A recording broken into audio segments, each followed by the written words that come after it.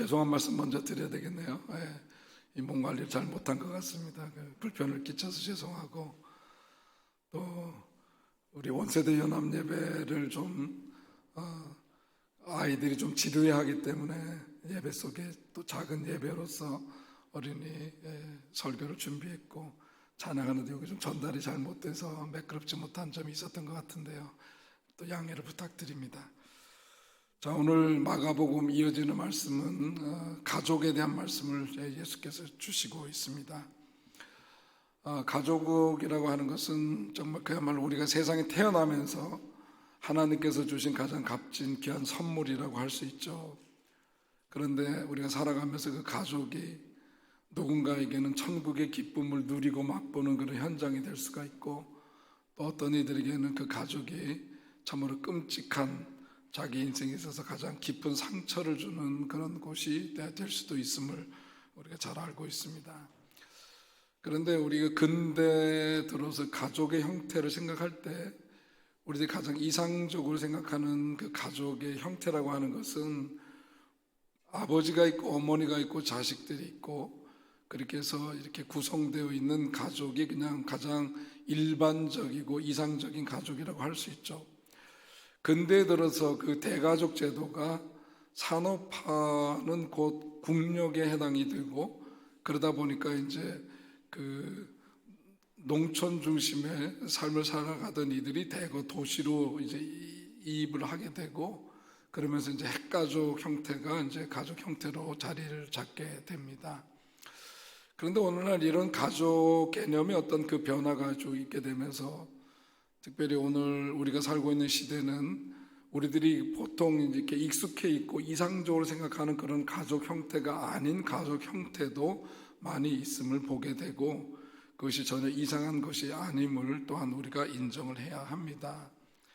그래서 우리가 보는 그런 가족 형태에서는 아까 말씀드린 것처럼 그렇게 정형화된 이상화된 그런 가족 형태도 있지만, 또 가족을 보면 무자녀 부부도 있단 말이에요.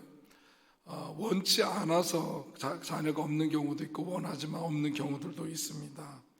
또 한부모 가족도 있습니다. 그래서 엄마만 그 가정이 있든지 또 아빠만 있든지 이제 이런 형태들도 있고, 또 부부간에 있어서는 안식년 가족이라 그래서 함께 살다가 서로의 협의에 의해서 일정 기간을 따로 지내는 그런 경우들도 있고, 마음에 맞는 사람과 그 가족들이 큰 대가족을 이루어서 그야말로 다세대 가족을 이루는 그런 가족 형태도 있습니다.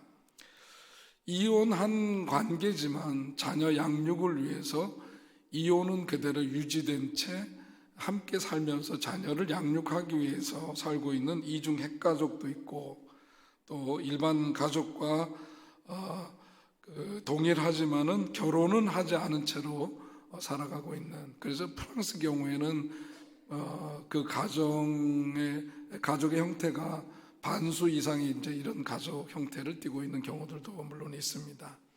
그 밖에도 이제 동성애 가족도 있죠. 동성애 가족도 있고, 또 개방 가족의 형태는 부부가 함께 살기는 살지만 완전히 서로 개방돼 있고 자유롭게 이성 간의 어떤 또 다른 접촉이나 이런 것에 대해서도 전혀 관여하지 않은 채 어떤 가족의 형태를 띠고 있는 경우들도 있습니다. 그렇기 때문에 오늘 우리 교회에서도 조심해야 될 것은 뭐냐면, 소위 이제 그 싱글맘, 홀몸으로 이제 자녀를 양육하는 경우들도 있고, 그렇죠. 그리고 결혼을 했다고 해서 반드시 또 아기가 있어야 되는 것도 아니고 그렇습니다. 그러니까 우리가 어떤 그 사생활과 관계되는 이런 부분에 대해서 대단히 조심스러워야 하고, 자기가 갖고 있는 이상적인 가족관을 다른 사람에게도 그대로 적용하는 것은 그것은 굉장히 무례한 일이 될 수가 있다는 것을 우리들이 알아야 합니다. 그러니까 누군가에게 이제 처음 만났을 때 아이들을 대상으로 얘기할 때도 왜 아빠는 어디 가고 엄마는 없냐, 혹은 엄마만 있냐, 혹은 아빠는 있고 엄마는 어디 갔냐, 뭐 이런 식의 질문이나 그런 물음은 그 아이에게 굉장히 상처가 될 수가 있기 때문에 그런 하나하나에 굉장히 우리가 좀 더 조심해야 될 필요가 있습니다. 자, 오늘 성경을 보면 예수님께서 무리들과 더불어 이야기를 나누고 가르치시고 이런 사역을 하시는데 거기에 이제 가족들이 등장을 하죠. 거기 무리들이 이제 전해줍니다. 예수님 육신의 어머니하고 동생들이 왔는데요 하고 이렇게 전해주니까 예수님께서 사람들에게 말씀을 전하시다가 육신의 가족이 찾아왔다는 이야기를 들으면서 마음속에 가족이란 도대체 정말 참된 가족은 어떤 걸까 하는 그런 생각을 하셨던 것 같고, 그러면서 제자들에게 진짜 가족이라고 하는 것은 어떤 거냐 하는 말씀을 우리들에게 주시고 있습니다. 자, 우리 오늘 본문 함께 읽은 말씀을 현대어로 바꿔서 한번 제가 재구성을 해봤는데 함께 읽어보면 좋을 것 같아요. 나의 어머니와 형제가 찾아왔다고 누가 나의 어머니와 형제인가?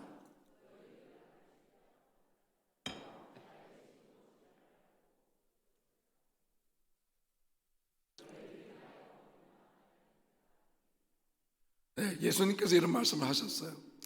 어머니가 찾아왔고 동생들이 찾아왔는데 예수님이 거기에 있는 사람들에게 이렇게 하신 말씀, 이 말씀을 들었을 때 아마 예수님 육신의 어머니라든지 동생들이 혹은 또 거기에 있는 사람들이 느꼈을 마음은 처음엔 아마 불편하지 않았을까 그런 생각을 해보게 되죠. 어떻게 보면 예수님이 야박하다, 너무 섭섭한 말씀을 하신다 그렇게 우리가 생각할 수가 있습니다. 예수님 따라 산다라고 하는 것은 가족관계도 다 저버려야 되는 삶인가 하는 그런 급진적인 생각을 가질 수도 있고, 예수님의 성품에 대해서도 예수님은 너무 야멸차다, 냉정하다 그런 생각을 가질 수도 있겠습니다만은, 사실 오늘 예수님께서 하신 말씀의 의미는 그렇게 차갑고 냉정하고 야박하고 또 듣기에 따라서는 섭섭한 그런 말씀은 아니라고 하는 것을 먼저 말씀드리고 싶어요. 자, 오늘 이제 예수님께서 이 말씀을 하실 때 사실은 이 말씀을 누구를 향해서 했느냐 하는 것이 중요한데, 물론 오늘 본문에 보면 무리들이 있다 그러니까 여러 사람들이 있었던 것은 맞지만, 오늘 예수님께서 이 말씀을 하실 때에 그 의도와 뜻은 어디에 있었는가를 먼저 헤아려 보아야 합니다. 예수님 주변에 있었던 사람들은 크게 보면 두 가지 부류로 볼 수 있는데, 하나는 뭐냐면 군중들이죠. 무리들입니다. 그리고 또 한 부류의 사람들은 뭐냐면 예수님의 말씀을 따라서 이제 제자된 삶을 택하고 살아가는 사람들, 제자냐 무리냐 이렇게 두 가지 부류로 생각할 수가 있는데, 보통 예수님 주변에는 많은 사람들이 있었는데 그 무리들, 소위 군중들이 갖고 있는 특징이 있어요. 그들을 보면서 예수님께서 하신 말씀을 보면 그 무리들이 갖고 있는 특징을 알 수 있는데, 그게 바로 마태복음 12장 39절에 있는 말씀이죠. 거기도 함께 읽도록 하겠습니다. 시작. 악하고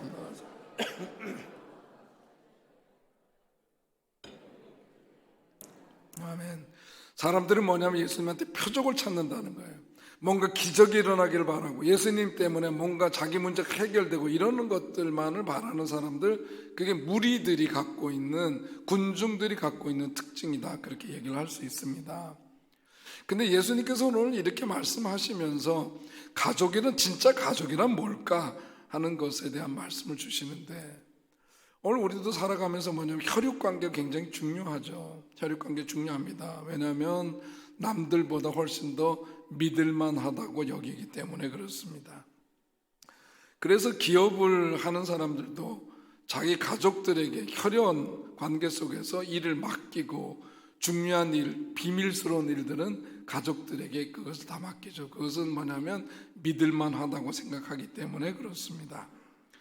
그런데 우리가 좀 더 깊이 생각해 보면 이 가족관계라고 하는 것은 뭐냐면 우리가 살아가는 어떤 삶의 울타리가 되는 것은 분명하지만, 자기의 어떤 내적인 성장을 생각할 때 생각해 보면은 그 대화와 그리고 자기 삶을 지지해주고 또 이해해주고 또 어떤 삶의 동반자가 필요한 부분에 있어서는 가만 보면은 우리 혈연 관계 속에 있는 이들보다도 혈연 관계 속에 있는 가족들은 뭐냐면 성장 과정이 비슷하죠.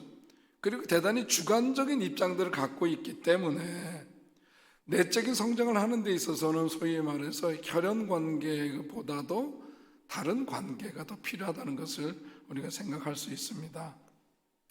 사실 우리는 개인의 삶이라고 하는 것은 상담을 하면서 명확해지지만은 부모와 자기 자신, 부모도 그냥 부모라 그러지만 띄어서 이게 뭐예요?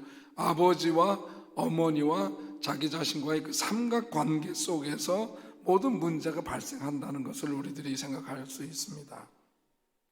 그래서 저 자신만 생각하더라도 오늘의 내가 갖고 있는 어떤 특징적인 모습은 그냥 생겨난 게 아니라 뿌리가 있죠.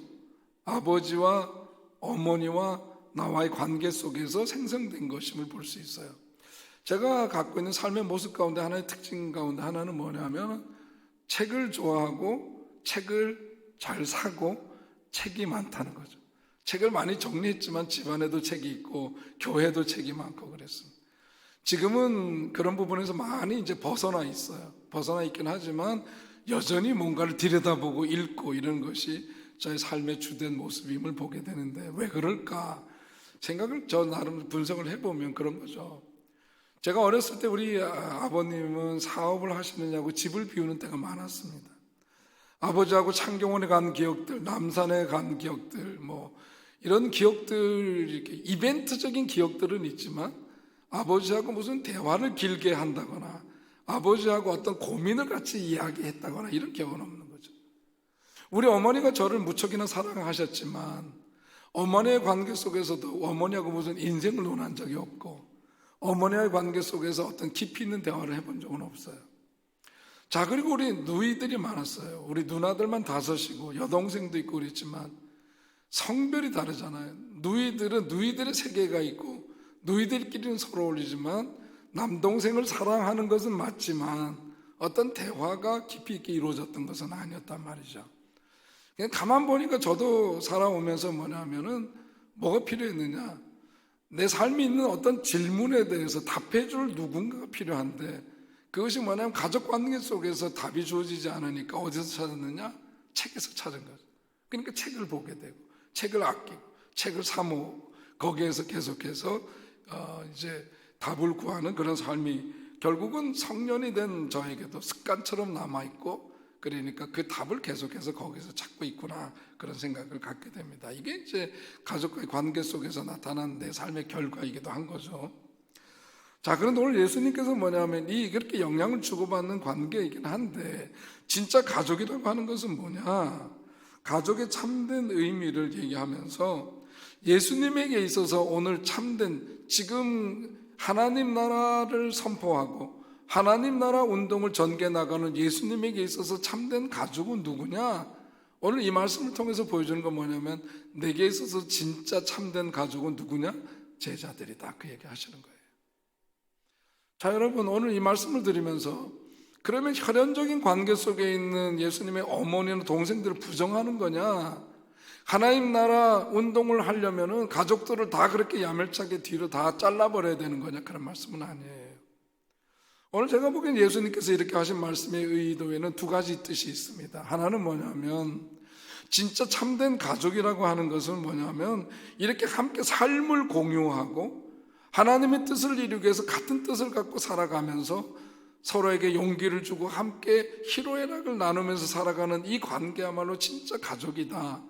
제자들을 보면서 제자들의 마음 가운데는 예수님이 어려웠겠죠. 선생님이니까 가깝게 하기에는 뭔가 거리가 있고 뭔가 어떤 예수님에 대한 경외심을 갖고 있기 때문에 조금 거리를 두고 있었을지 모르는데 예수님께서 오늘 제자들을 향해서 하시는 말씀이 진짜 가족은 너희들이다. 너희들이 곧 내게 있어서는 어머니요 동생들이요 형제요 자매요 이런 관계란다. 이렇게 말씀하시니까 제자들이 예수님 하신 이 말씀을 들었을 때 얼마나 마음이 기쁘고 감격스럽고 그러면서도 우리를 그렇게 진짜 가족으로 여기시는 예수님을 생각하니까 더 충성스럽게 주의 나라와 의를 위해서 내가 살아야 되겠다 그런 생각을 갖게 되었을 겁니다.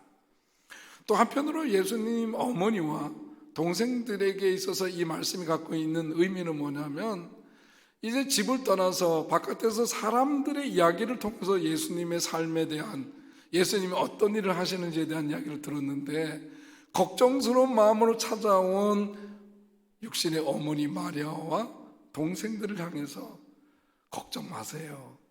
내게 있어서는 여기 있는 제자들이 진짜 가족으로 함께 더불어 살고 있으니까 그렇게 걱정 안 하셔도 됩니다 하는 뜻이 오늘 예수님의 말씀 속에 담겨져 있는 것이죠.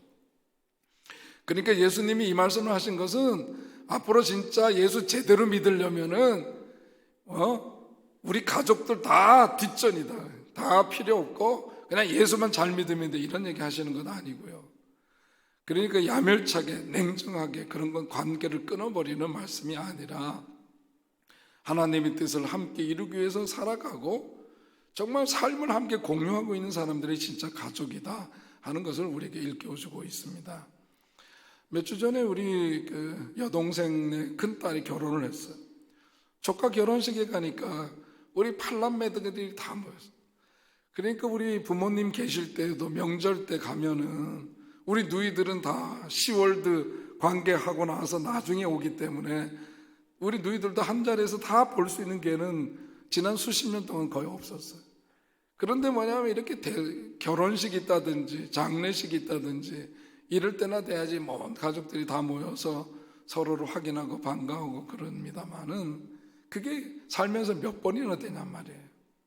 그런데 오늘 우리만 하더라도 보면은 여기 앉아 계신 여러분들 미우나 고우나 어떻게 매주 보는 관계들이죠.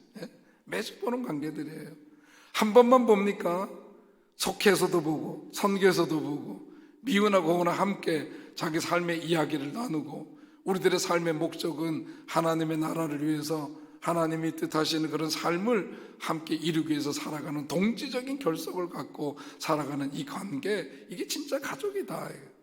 그래서 교회를 일컬어서 확장된 가족 공동체다, 그렇게 말하는 이유가 거기에 있는 것이죠.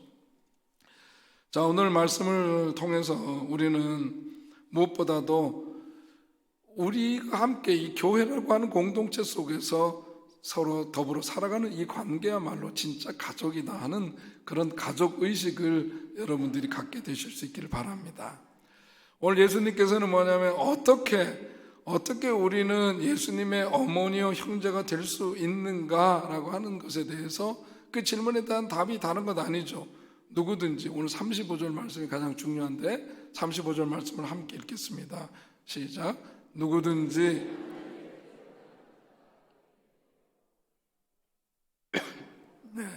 누구든지 하나님의 뜻대로 행하는 자가 내 형제요 자매요 어머니라 말씀했습니다.